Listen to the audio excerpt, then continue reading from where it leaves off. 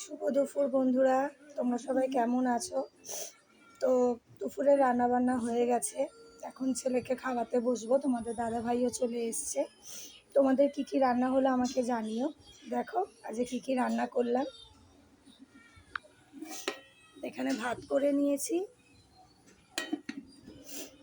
এখানে একটু নিম আলু ভাজা করে নিয়েছি, আর এখানে পাট শাক ভাজা করেছি, আর এখানে কালকের একটু ডাল ছিল সেটাকে শুকিয়ে নিয়েছি, আর এখানে রয়েছে লোটে মাছ, গোটা গোটা করে আলু দিয়ে লোটে মাছ করেছি।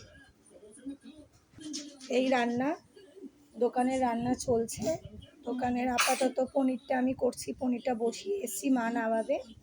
আর চিকেন হয়ে গেছে, ডিমও হয়ে গেছে, আর পনিরটা হচ্ছে বললাম, আর সাইডে মা আলুর দমটা করছে।